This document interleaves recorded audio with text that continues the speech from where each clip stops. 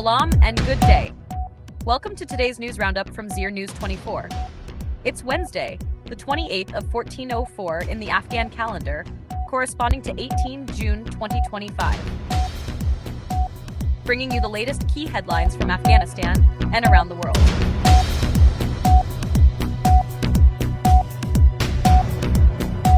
Top stories.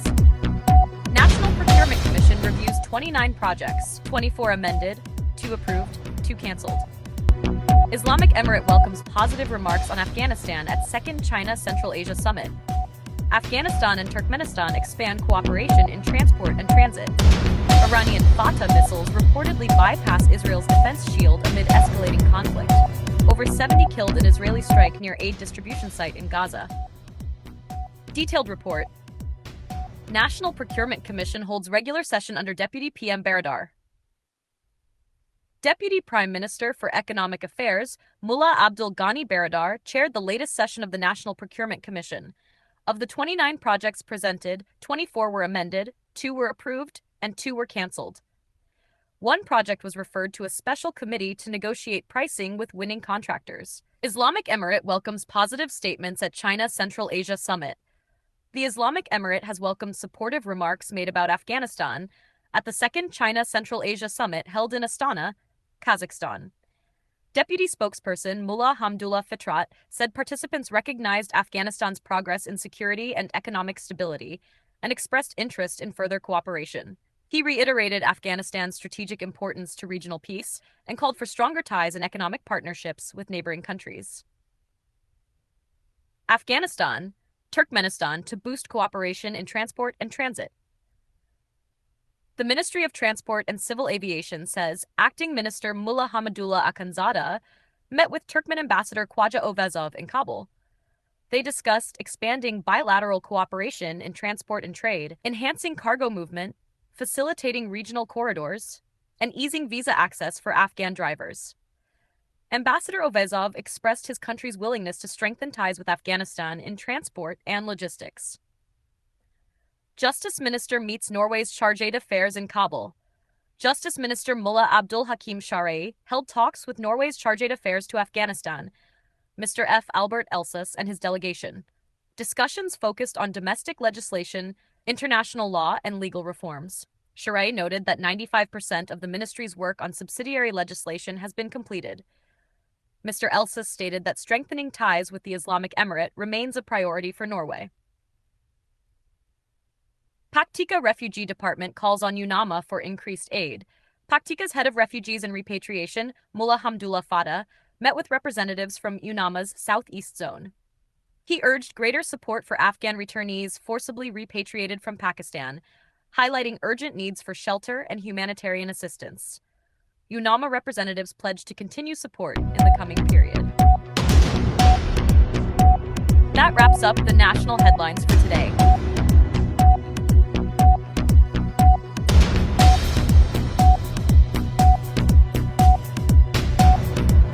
Salam, latest international headlines from Zeer News 24. Stay with me as we walk through the most pressing developments. Iran's Fatah missile reportedly bypasses Israeli defense systems. Iran's Islamic Revolutionary Guard Corps claims that its hypersonic Fatah missile successfully penetrated Israel's advanced defense systems and struck key military installations. The strike is part of what Tehran has named Operation Truthful Promise 3. According to the IRGC, Iran now has full aerial dominance over occupied territories, rendering them defenseless. Meanwhile, Israeli forces say they have bombed military installations near Tehran, while Iran has responded by firing a wave of missiles toward Tel Aviv. Reports suggest over 220 people have been killed in Iran and at least 30 in Israel. Trump, Iran must surrender unconditionally. While the White House has not released full details of President Trump's National Security Council meeting, reports suggest Washington is preparing to deploy troops or aircraft to the region. Trump has dismissed the idea of a ceasefire between Iran and Israel, stating that the issue must be resolved permanently, and that Iran must never be allowed to possess nuclear weapons.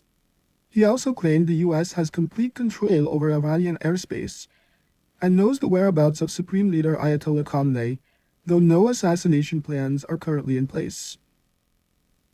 In a contrasting move, Democratic Senator Bernie Sanders and others introduced legislation this week aimed at restricting the president's ability to launch military action against Iran without explicit congressional approval. Dubbed the No War with Iran Act, the bill only permits military action for direct self-defense. Sanders stated, "The law is crystal clear. Congress decides if we go to war, not the president."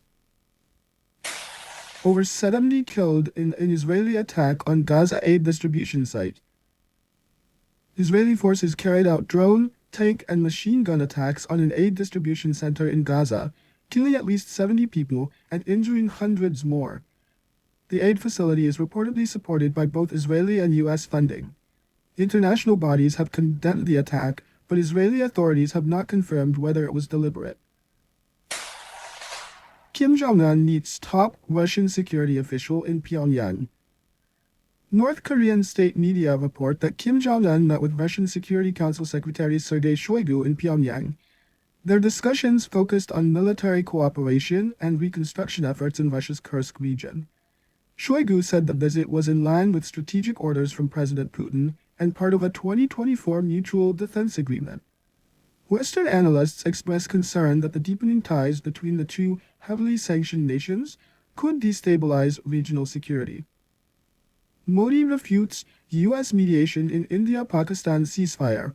Indian Prime Minister Narendra Modi, in a phone call with President Trump, clarified that the ceasefire between India and Pakistan, following 4 days of border clashes in May, was achieved through direct military-to-military communication at Pakistan's request, not through U.S. mediation. Trump had previously claimed that the ceasefire was brokered with American assistance.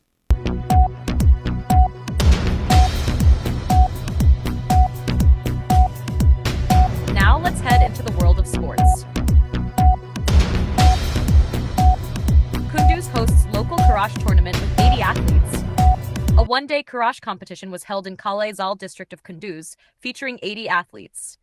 Of those participants, 40 athletes emerged victorious and secured top ranks in their respective categories. Arm wrestling tournament held in Daikundi's Ashtarlai district.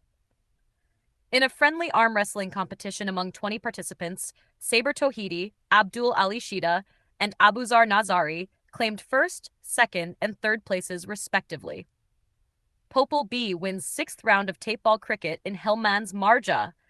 In Marja district of Helmand, the 6th round of a tape ball cricket tournament involving 24 teams concluded with Popal B team crowned champions. In the final, they defeated Gurbaz Adalan by 23 runs.